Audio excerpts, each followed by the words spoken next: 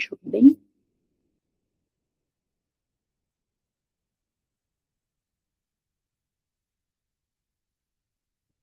Hoje eu estou sem meu tablet aqui para ver se está certinho. Vocês veem minha tela e veem passando o slide e me ouvem bem? Sim, Ótimo. Então tá, gente, vamos começar para a gente cumprir o horário. Então, meu nome é Raíssa Rezende, uma das fundadoras da Cuiapoa, e eu tive, na verdade, a ideia de fazer essa cuia de hoje sobre Milrinone por conta desse podcast que eu ouvi, que é bem interessante, que eles entrevistam, então, dois médicos de Boston, que são autores de um dos trabalhos que eu vou trazer aqui para vocês, que conversam muito sobre o boom do Milrinone depois do Primacorp e o uso disseminado do Milrinone para tudo, e o quanto isso pode ser deletério em algumas fisiologias específicas, e eu sinto que às vezes a gente acaba utilizando o Milrinone pensando que pode ajudar naquele paciente que a gente está vendo, às vezes só baseado no exame físico, assim, e na clínica, mas se a gente aprofundar um pouquinho mais e pensar na fisiologia daquele paciente, não faria tanto sentido assim, e talvez por isso que o paciente não demonstre o efeito que a gente esperava. Claro, eu acho que a gente do Hospital da Criança Santo Antônio usa mais, tem mais vivência do Milrinone, e talvez eu não traga muitas novidades para vocês, até disse mais cedo para uma pessoa que no meio eu pensei assim, será que eu vou trazer alguma novidade? Talvez eu não traga muitas novidades para vocês, mas enfim, espero que a gente possa discutir juntos alguns pontos no final. Então, para começar, eu trouxe dois cenários clínicos, tá? O primeiro de um cardiopata, 3 meses, pós-operatório, um falozinho com estenose pulmonar grave, submetido, então, à correção, com PET transanular, sem preservar válvula, e fechou a CIV. Chegou na UTI hemodinamicamente estável, e daí, conforme protocolo, foi iniciado o Milrinone 0,5. Nas primeiras 12 horas, evoluiu com taquicardia crescente, hipotensão e necessidade de múltiplos bolos de volume, sem melhora na saturação venosa ou na queda de lactato, então sem melhora em sinais de débito cardíaco, né?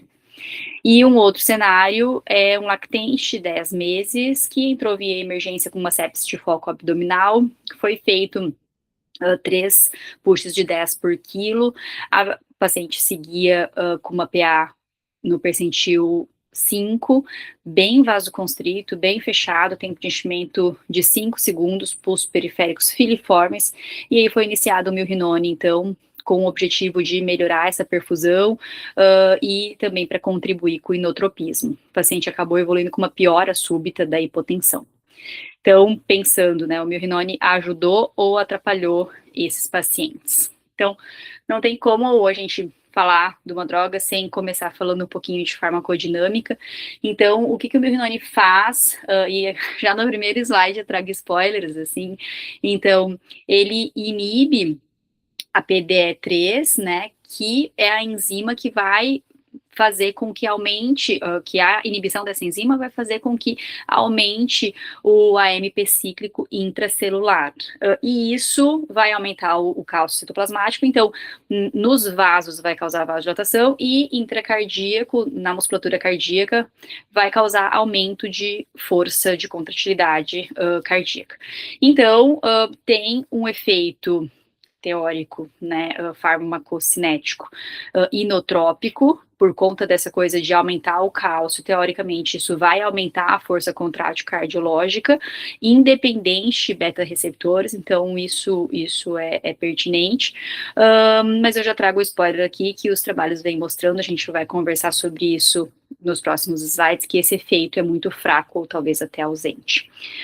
O efeito lusitrópico também é questionável, então, mas esse aumento de recaptação do cálcio poderia levar a um relaxamento diastólico, também tem se mostrado mais um efeito teórico do que o que vem sendo encontrado nos trabalhos, e o efeito real e principal e que a gente já conseguiu comprovar cientificamente, que é o efeito vasodilatador. Então, diminui resistência vascular sistêmica, inclusive a pulmonar, mas muito mais sistêmica, com uma venodilatação significativa, então, e com esse efeito de vasodilatação sistêmica muito maior do que o pulmonar, tá?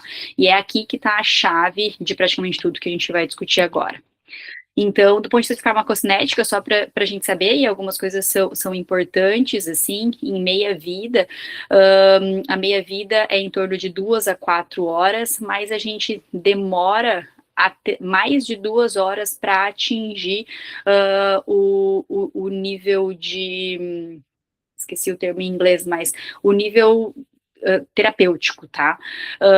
Então, por isso é indicada a dose de ataque, para que a gente alcance esse nível terapêutico de uma forma mais rápida. Então, se a gente realmente acredita que a gente precisa do Mirrinone, que o Mirrinone vai melhorar o meu paciente, eu quero essa melhora para agora, eu não tenho tempo de esperar, é muito importante que eu faça a dose de ataque, tá? Pensar que depois da SEC o volume de distribuição está aumentado, então o ataque também nos ajuda nessa resposta mais rápida. As doses, então, de 0,25 a 0,75, o Primacorp usou essas doses. Tem eliminação renal, então a gente precisa ajustar para a função renal, e a gente acaba não usando o nível sérico. Então, o que é importante de farmacocinética é a gente pensar nessa coisa do bolos, assim, que eu começar o Mirrinone no paciente com função renal normal, óbvio, né? Numa dose de manutenção, pode ser que a gente leve mais do que 2 horas para alcançar a concentração terapêutica, tá? E aí, inclusive, se a ideia é iniciar lá na SEC, sem bolos, pode ser que isso demore ainda mais e a gente só vai ter repercussão disso depois de algumas horas dentro da UTI. Então, o Primacorp foi quem botou o estudo que colocou o Mirrinone dentro da terapia intensiva pediátrica, né? Então, até então tinham trabalhos em adultos, a gente não tinha muita evidência, quase nada de evidência em terapia intensiva pediátrica, e aí o Primacorp foi um estudo enorme, muito bem desenhado, um ensaio clínico randomizado multicêntrico, duplo cego, que teve 3 braços, então, teve o braço do placebo, o braço do Mirrinone dose baixa e o braço do Mirrinone dose alta, tá? Então, os 2 braços de intervenção, um era low dose e o outro high dose. O baixa dose usava um ataque de 25 e uma manutenção de 0,25, e a alta dose, um ataque de 75 com uma manutenção de 0,75. Foram recrutados 242 pacientes de 0 a 6 anos que fizeram cirurgia para correção biventricular e que teve SEC. Tá? E o desfecho primário deles foi morte ou baixo débito nas 36 horas após randomização. E já trago para vocês assim, de resultado principal, a gente vai discutir um pouco mais ele, mas o Mirrinone em baixa dose reduziu 55% o risco de baixo débito quando comparado ao placebo, tá? Com um risco relativo de 0,35. Isso nas primeiras 36 horas pós-operatórias. Tem algumas críticas posteriores ao Primacorp, eu descobri uma coisa que eu não sabia, mas no ano seguinte, ele foi 2003, o 2002 é o protocolo publicado, em 2003 é o resultado, e aí em 2005 tem um estudo que foi feito pelo tipo o FDA da Inglaterra, assim, que olharam a fundo esses dados e encontraram alguns vieses que não foram publicados no Primacorp em si, que mostravam algumas fragilidades do estudo, tá? Então, algumas coisas que vocês vão ver aparecer que eu fui vendo aparecer nas meta-análises, assim, poxa, mas isso não estava descrito no Primacorp. Sim, porque não estava mesmo, e eles não descreveram porque foram sacanas, enfim, mas aí esse trabalho depois acabou descrevendo e encontrando essas fragilidades, tá? Então, aqui está o gráfico da incidência de baixo débito em 36 horas, a incidência de baixo débito para Mirrinone em alta dose versus a do placebo, tá? Em baixa dose aqui no meio em amarelo. Então, as limitações críticas principais do Primacorp é que o diagnóstico de baixo débito deles era clínico, então era algo subjetivo, eles usavam em consideração tempo de enchimento capilar, temperatura e sinais vitais, tá? Então era mais subjetivo. Os dados de baixo débito só estavam disponíveis para o estudo 36 horas depois de infusão, a gente não tinha dados para frente disso, tá, com mais de 36 horas, então se o paciente piorou depois de 36 horas, isso não está descrito. A gente só tem o benefício, claro, na alta dose, mas isso não acho que seja um grande problema. Não teve morte, praticamente, as únicas 2 mortes que teve no estudo foi depois desse tempo, e eles consideraram que não foi relacionado ao baixo débito, mais ou menos, um foi, depois no outro estudo eu vi que um foi uma disfunção de múltiplos órgãos, um DSAV, e o outro eu me esqueci.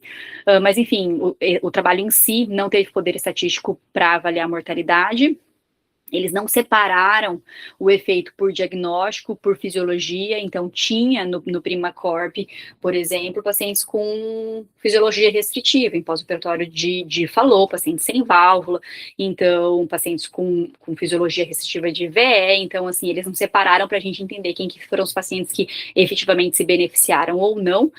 Uma das principais críticas que eles não descrevem no estudo original é que eles só seguiram até o fim que eles tinham se proposto, que eram 30 dias, se eu não me engano, 1/3 dessa população, então isso é uma fragilidade importante do estudo. E uma outra coisa também que eles não descrevem no estudo original, que só está no outro, é que eles só descrevem que não teve arritmias ventriculares, não foi estatisticamente significativa a diferença, num grupo foi 1, no outro foi 2, mas depois eles foram ver que teve um aumento numérico de arritmias nodais, tá? 4 vezes maior no grupo do milrinone em alta dose, tá? Então foi um trabalho importante, super bem feito, mas que tinha suas fragilidades, mas eis que depois do Primacorp, eu me formei assim, todo mundo que passou por SEC tem que usar milrinone, né? E agora nos últimos anos, assim, no último ano principalmente, que a gente vem vendo que não é bem assim.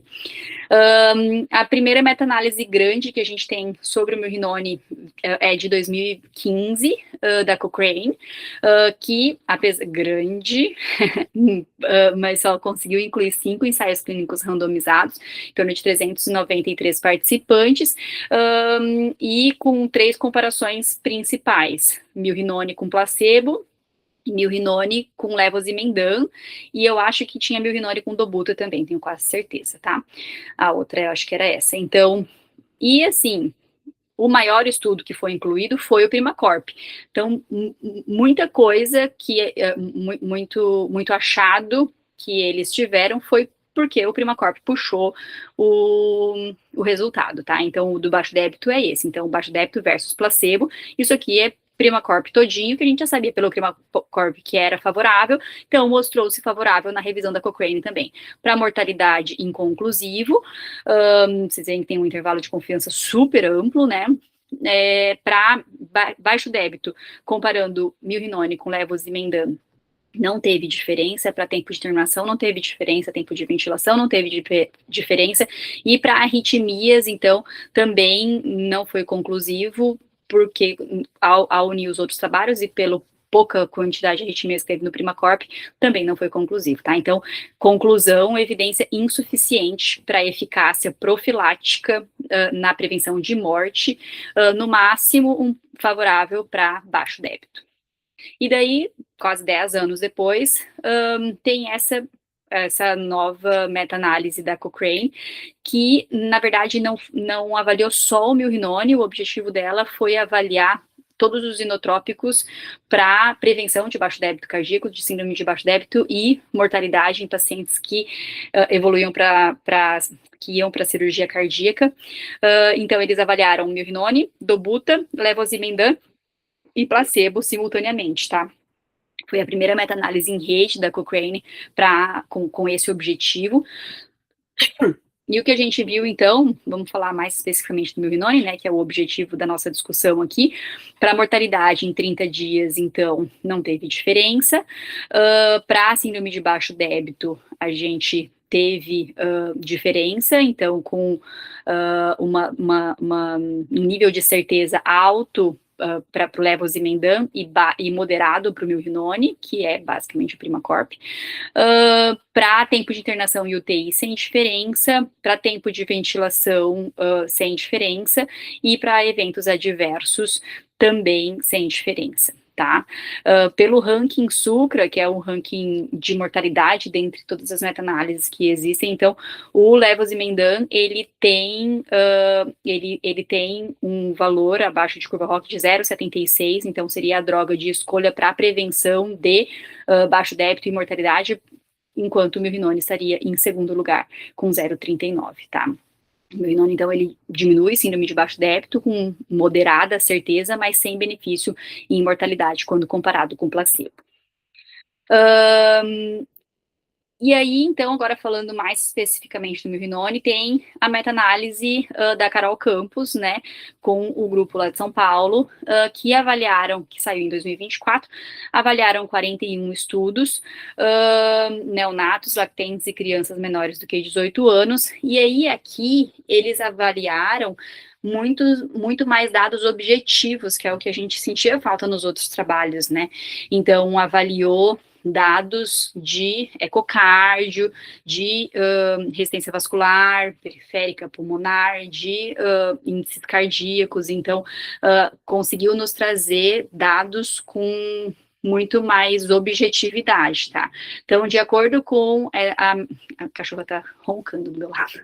De acordo com essa meta-análise, então, o que melhorou com o milrinone? Melhorou a fração de ejeção do ventrículo esquerdo, fração de encurtamento, índice cardíaco, débito cardíaco, débito do ventrículo esquerdo, lactato e uma queda substancial da resistência vascular periférica. Daí, quando a gente vai para índices um pouco mais específicos do ecocardio, a gente vê que índice de performance miocárdica, strain longitudinal, tempo de relaxamento, não foram estatisticamente significativos, então não teve alteração significativa, mostrando então que muito provavelmente, e isso eu vou mostrar a fisiologia daqui a pouquinho, a maior parte desses dados melhorou por conta da queda substancial da resistência vascular sistêmica, tá?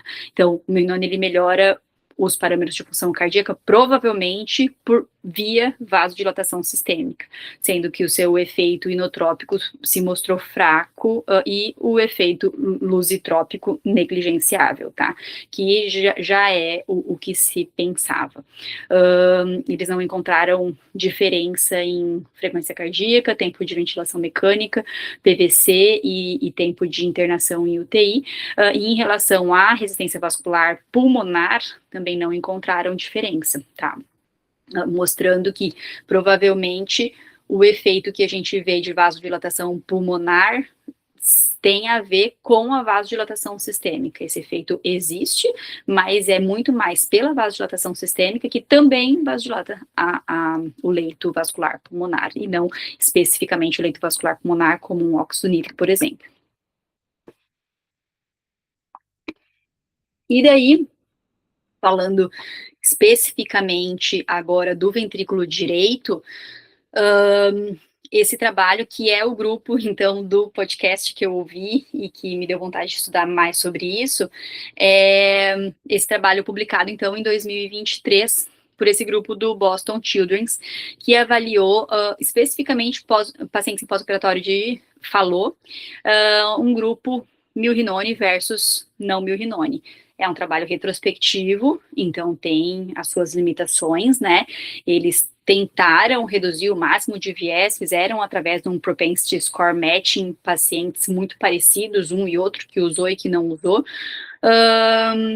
E o que eles conseguiram provar, analisar com esses dados, foi que o grupo que recebeu milrinone recebeu muito mais volume, recebeu volume com mais frequência, 66 versus 52%. A dose total de milrinone teve uma associação linear com a quantidade de volume administrado. Os pacientes que usaram milrinone ficavam mais taquicárdicos. Achei pesado, 8 batimentos por minuto a mais, mas enfim, ficaram mais taquicárdicos, isso deu diferença estatística, tá? A pressão sistólica e diastólica foram menores no grupo do milrinone nas primeiras horas, sem melhora significativa no índice cardíaco, então, em diferença de saturação venosa de oxigênio e lactato.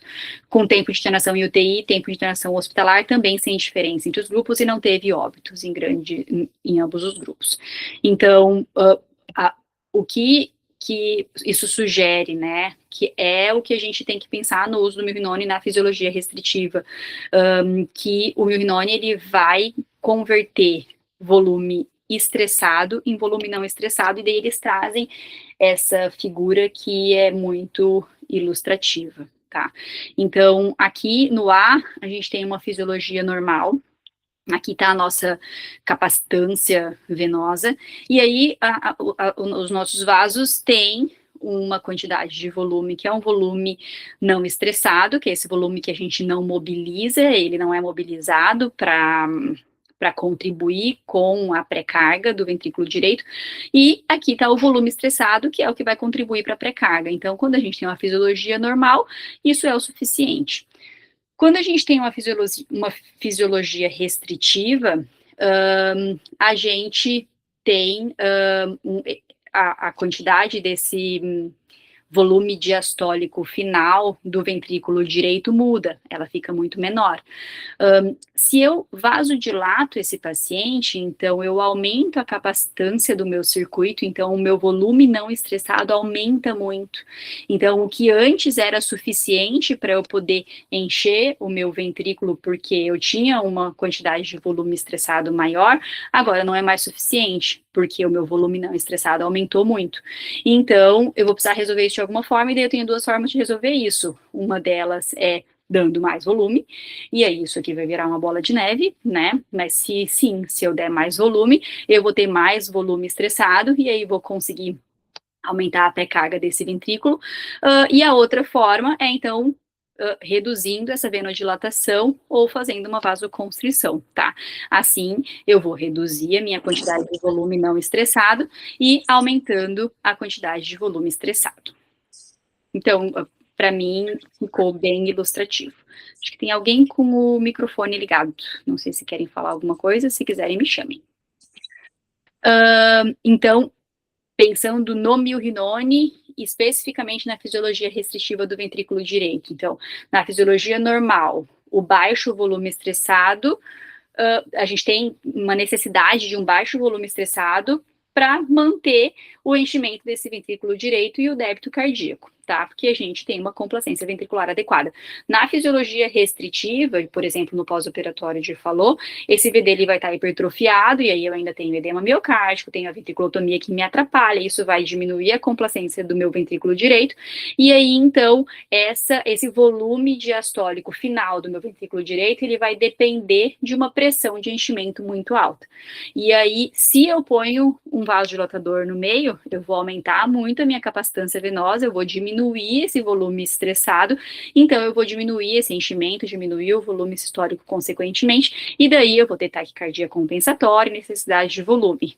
O contrário que acontece na venoconstrição, que eu vou diminuir a capacitância venosa, aumentar o volume estressado, isso vai puxar sangue, centralizar sangue, aumentar a minha pré-carga do ventrículo direito, aumentar o meu volume diastólico final do ventrículo direito, aumentando o débito cardíaco sem necessidade, às vezes, de um volume extra, que a gente sabe, né, que as consequências de sobrecarga hídrica e de balanço cumulativo já estão muito estudadas e muito claras.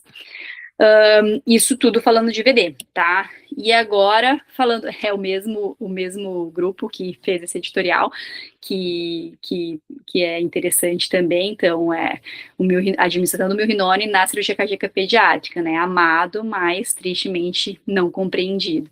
E aí aqui eles trazem informações acerca de como que vai funcionar a vasodilatação em fisiologias diferentes de ventrículo esquerdo, tá? Então, primeiro, eles trazem as curvas volume e pressão normais, pensando, essa curva é para caracterizar que eu mantendo a mesma contratilidade e a mesma pós-carga, com diferentes pré-cargas, eu mudo o meu volume sistólico, tá? É isso que essa curva quer dizer. Então, se eu tenho uma contratilidade boa e eu tenho uma pós-carga fixa, não estou nem vasodilatado nem vasoconstrito, eu tenho um bom acoplamento ventrículo-arterial, se eu der mais volume, por Frank Starling, né, a gente consegue, esse coração, ele vai conseguir aumentar a fração de ejeção, vai aumentar o volume sistólico. Mas isso muda conforme a fisiologia muda, não se assustem com os gráficos, eu demorei para entender, mas depois que eu entendi faz todo sentido. Então, aqui no A é um ventrículo normal, fração de ejeção 50%, com uma razão de pós-carga e contratilidade, então uma razão 1 para 1, ele está acoplado, é isso que eu queria dizer. Então, ele está bem acopladinho, o que sai do meu ventrículo esquerdo é o que chega lá na minha pós-carga, então, e com uma fração de ejeção boa. Então, com a minha contratilidade adequada e com a minha pós-carga adequada, o meu volume sistólico é ok, tá? Aqui no B, ele dá um exemplo de um paciente com uma contração ventricular reduzida. Então, a minha curva de contratilidade, ela desceu. Então, eu já não tenho a força contrátil que eu tinha antes. Se eu pego a minha pós-carga, então a vasodilatação arterial, a minha pós-carga, e reduzo a pós-carga, então eu dou um vasodilatador sistêmico para ele, eu reduzo a pós-carga, eu consigo aumentar o volume sistólico daqui para cá, sem reduzir muito a pressão. Então, eu não faço muita hipotensão, e eu aumento um monte o meu volume sistólico. Meu ventrículo que antes estava ejetando isso aqui, vai começar a ejetar isso aqui, eu quase dobrei. Por quê? Porque eu diminuí a minha pós-carga, tá? Frente a uma contratilidade reduzida. Isso do ventrículo esquerdo. E isso não vai acontecer da mesma forma se esse ventrículo esquerdo for hiperdinâmico. Então, aqui a minha curva de contratilidade, ela ficou mais retificada. Então, eu estou trabalhando com muita força, mas com pouco espaço para volume. Se eu pego a minha pós-carga, que é o EA, e reduzo ela com o vasodilatador, eu vou aumentar muito pouco, fazer uma alteração muito pequena do meu volume sistólico, com uma queda importantíssima de pressão arterial, tá? Então, vai cair muito a pressão sem mudar o meu volume sistólico, tá? Então, fisiologicamente, é algo que não faz sentido, tá? Então, vocês veem que, além da gente pensar na droga frente à sua farmacodinâmica e farmacocinética, a gente também tem que pensar como que cada ventrículo está funcionando e como é que está o acoplamento desse ventrículo com o nosso sistema arterial. Então, onde a gente tem mais evidência e como a gente usar o milrinone de uma forma mais racional.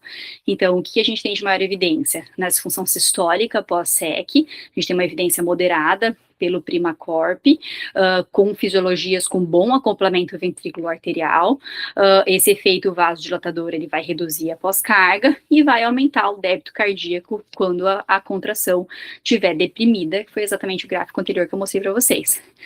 Tem trabalhos, não cabia eu trazer aqui nesse momento, mas tem um trabalho especificamente, 2 trabalhos, mostrando uma evidência cada vez mais crescente do benefício do uso de milrinone, especificamente no primeiro estágio de síndrome do coração esquerdo hipoplásico, ficou síndrome de Norwood, desculpa, na cirurgia de Norwood, pelo mesmo motivo, para reduzir, porque geralmente são pacientes que saem com uma resistência vascular sistêmica alta, então quando a gente reduz essa resistência vascular sistêmica, a gente vai poder ajudar esse ventrículo único, melhorando então a entrega de oxigênio.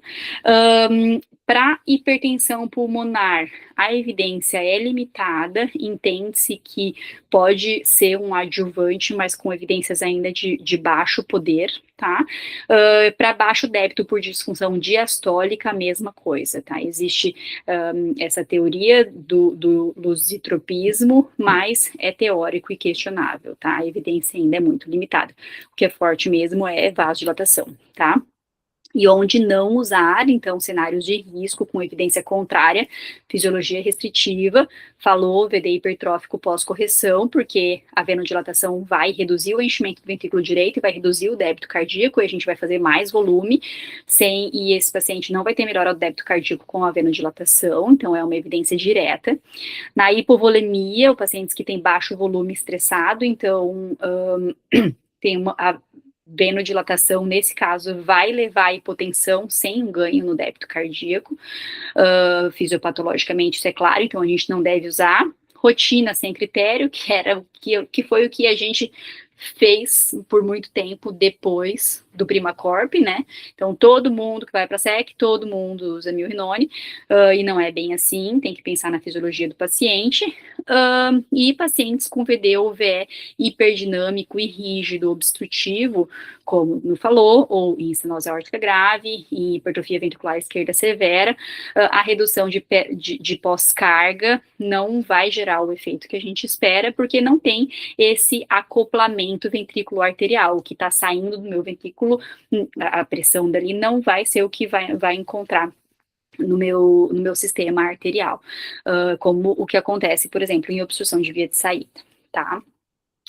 Então, a abordagem racional para o uso de milrinone, isso ele sugere nesse editorial dele, o Diniro sugere, então, que na SEC se faça o cálculo de resistência vascular sistêmica antes de sair de circulação extracorpórea para definir se esse paciente vai precisar ou não de milrinone, e é algo que não é difícil, que daria para a gente fazer na prática. Então, a gente calcula a resistência vascular sistêmica pegando a pressão APAM, diminuindo a PVC e dividindo pelo índice cardíaco. A gente só precisa ter essa informação, né, ou através do ecocardio, ou através, na verdade, atualmente no San Antônio é o que a gente teria, né, para poder fazer esse cálculo.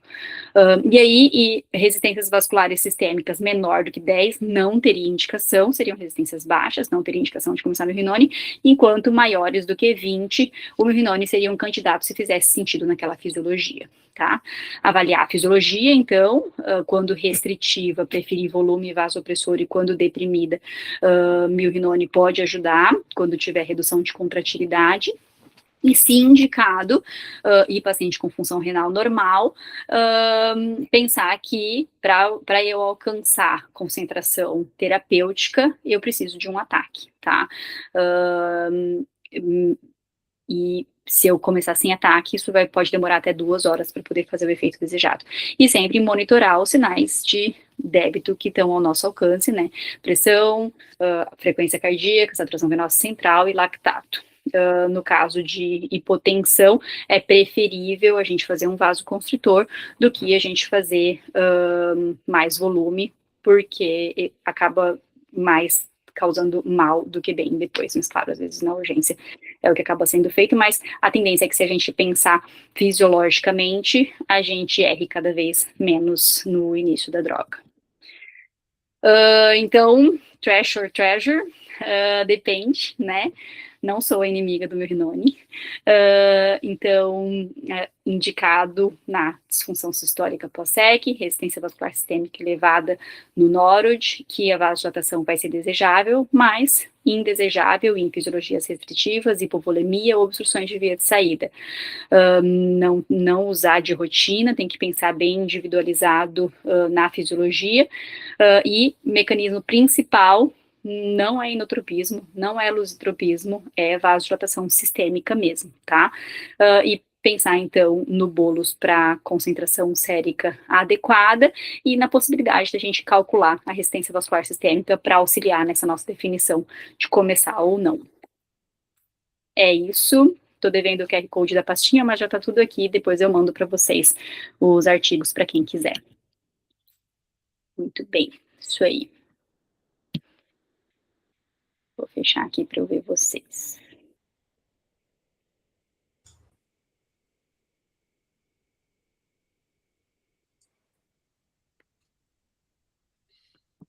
Oi, boa noite, pessoal. Boa noite, Rafa. Oi, tudo?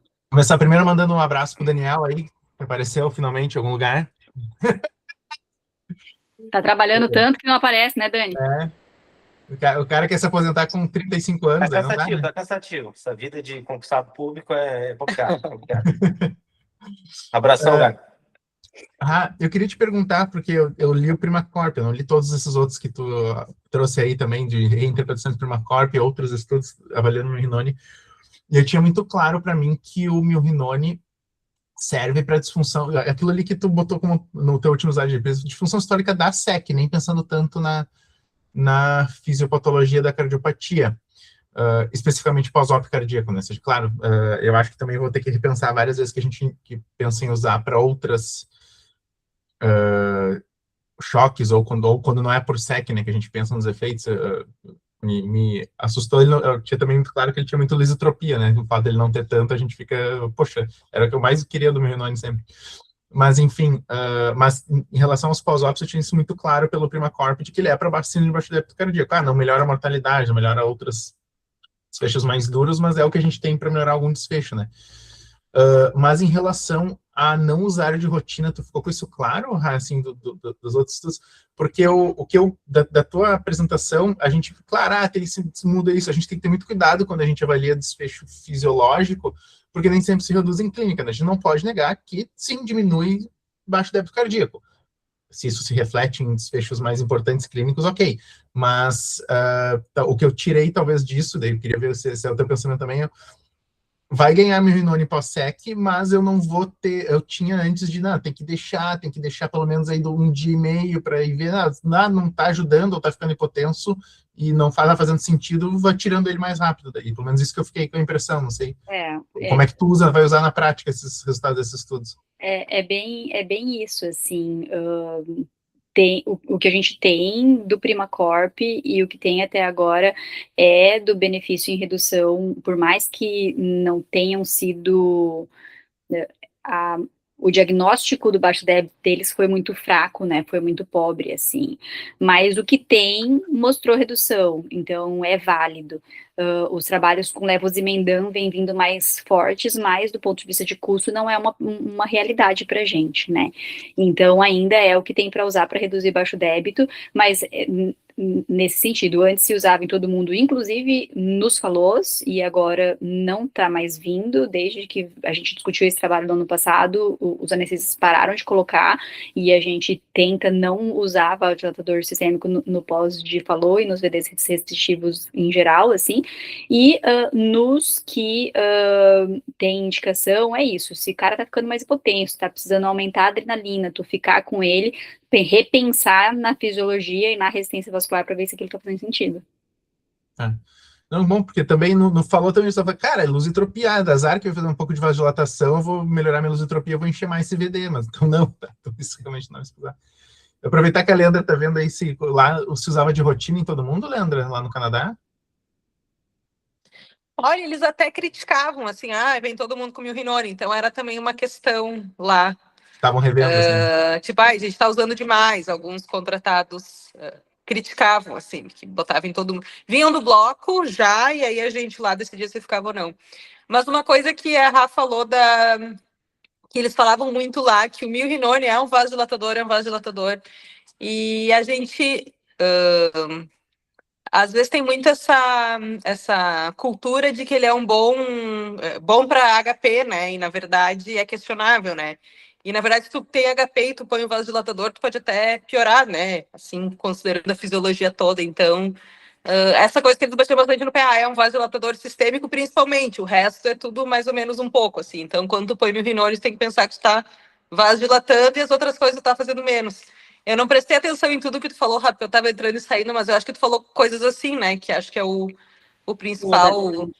Exatamente. Função dele é vasodilatar e o resto é mais ou menos. A suspeita, inclusive, de que parte dessa vasodilatação pulmonar seja porque faz parte do leito sistêmico global, assim, Sim. mas zero específico. Então, exatamente isso que tu disse, se é um ventrículo direito que está precisando de um bom enchimento para poder suplantar uma pressão pulmonar aumentada, e aí tu vai lá e coloca um vasodilatador sistêmico potente e vai diminuir a pré-carga desse VD, tu pode até piorar a saturação, porque tu vai diminuir, vai piorar a pós-carga, né? Então, se é puramente HP, com certeza puramente HP, e o cara não tem uma pressão boa, assim, é óxido nítrico e adrenalina, não é rinone o caminho. Não é rinone. É. Mas, Gabi, em geral, respondendo a pergunta lá, eles usam, tipo, 80% dos pacientes. Então, eles também têm esse viés de usar muito. Mas tava não entrando sei na hoje em discussão dia, também, mas então, há 3 anos atrás, sim. 2 anos atrás. Beleza. Os adultos não usam nada, né? De milrinone, né? Pois é, não sei. Não usam. Eu já falei, eu tenho alguns amigos, enfim, e eu tenho uma grande amiga e alguns amigos, mas eles não têm o hábito de utilizar, assim. Claro, não sei num contexto específico de uma UTI cardiológica, que a gente sabe que eles são divididos, né? Diferente da gente que não é. Mas eles não têm esse hábito de utilizar, nem como vasodilatador, assim, exclusivo. E eu acho que também a gente mudou muito a nossa conduta depois do bootcamp, né? Acho que isso aí auxiliou muito no nosso manejo clínico, assim, de pensar que ele é muito mais, a função muito melhor vasodilatadora do que qualquer outra coisa. A tua apresentação tá fantástica, meus parabéns. Obrigada, amiga. Não, com certeza o bootcamp mudou a nossa cabeça em muita coisa, assim, né? Muito boa apresentação, Rá. Adorei. E agora sobre a questão do ataque, tá? Fiquei refletindo bastante a respeito, porque durante muito tempo a gente fazia ataque, era em todos, tá? E por algum motivo que eu acho que tem a ver com isso, de repente a gente tivesse aquela questão do uso que não era o ideal, não é? Os pacientes ficavam hipotensos, daí tu começava a tirar o ataque e botava manutenção direto, né? Então acho que a gente tem que, agora, que a gente consegue, eu acho que a gente amadureceu bastante em relação ao milrinone, de a gente repensar isso também, né, nos pacientes que têm indicação, de a gente voltar a fazer a dose de ataque, sabe? E é isso, tu pode fazer uma faixa que a gente geralmente fazia 50 por quilo, mas pode fazer 25, se for o caso, não é? Mas eu acho que isso é uma coisa que a gente tem que rever. E a questão também de calcular o índice cardíaco, eu acho ótimo, assim, seria sensacional, né? Tu ter realmente um dado objetivo para poder usar, porque senão fica aquele bastantão para todo mundo, né? A gente avançamos, né? Os falos não vêm mais, e a gente tem tirado precocemente de vários outros pacientes. A gente ainda usa errado em alguns, né? Mas eu acho que isso está bem melhor e eu acho que isso a gente tem que levar adiante, tá? Especialmente a questão do índice cardíaco. Certo? Gostei também. Eu só queria tirar, também acho, até porque os nossos pacientes têm os corações tão ruins que tem que ser o cardiologista, né, para não estar o índice. Nenhum de nós vai conseguir. A minha dúvida só é, assim, o benefício em questão de, tipo assim, por exemplo, as doses dele, que eu não sei, eu já li isso na minha cabeça, acho que mas enfim, o milrinone, usar a dose mais alta reduz o baixo débito, mas é inicialmente uma coisa assim de 48 horas, por aí, talvez menos, né? O Primacorp é 36 horas só, não tem disso. Era o que eu sabia, tá, então era o que eu sabia, era coisa curta, porque benefício a longo prazo também não tem, né? Não. Tá, para saber se aquilo perdura, enfim. E que é a grande crítica do Primacorp, assim, eles foram perdendo o segmento dos pacientes no meio do caminho, então não tem como saber, assim, qual que foi esse efeito a médio prazo, que não além dessas 36 horas, assim. E uma coisa, aproveitando o gancho do que a Vivi disse, eu e a Dani estávamos conversando hoje de manhã sobre isso, assim, é muito dinâmico, né? É muito dinâmico tudo, porque uma coisa é o paciente que está Chora, chora, chora, cachorra, gente velha.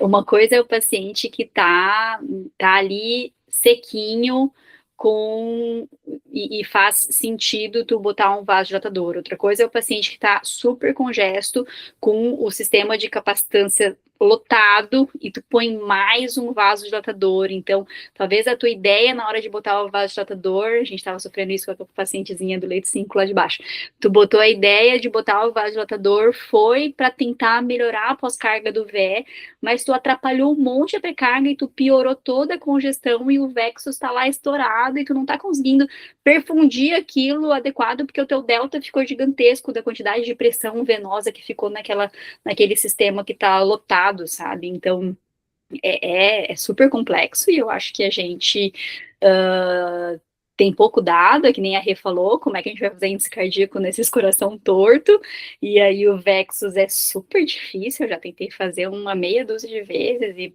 encontrar aquelas artérias ali, naquele rim pequeno, naquela criança ventilada, então é complexo, e é dia após dia, né? Não tem, daí num dia funciona, mas no outro dia, se o cara positivou o balanço meio litro, o negócio já não vai funcionar do mesmo jeito, já tem que pensar numa estratégia um pouco diferente, então é muito dinâmico, né?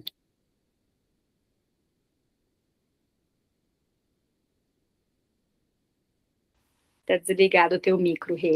Não, eu estava pensando no leite 5 é dinâmico, porque um dia favorece tu reduzir a pós-carga, no outro favorece tu melhorar a pré. E nas outras 6 horas já não consegue a mesma coisa.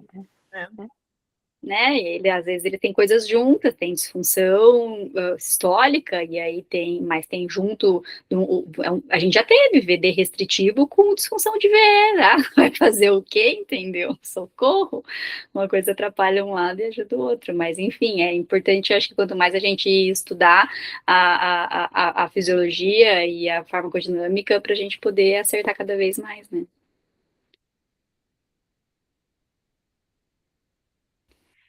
Bom, galera, estamos pontuais. Obrigada pela presença. Até mês que vem. Muito obrigada, fantástico. Muito prazer ouvir vocês. Valeu, Rá, tá bom. Um beijo. Tchau, gente. Tchau. Até.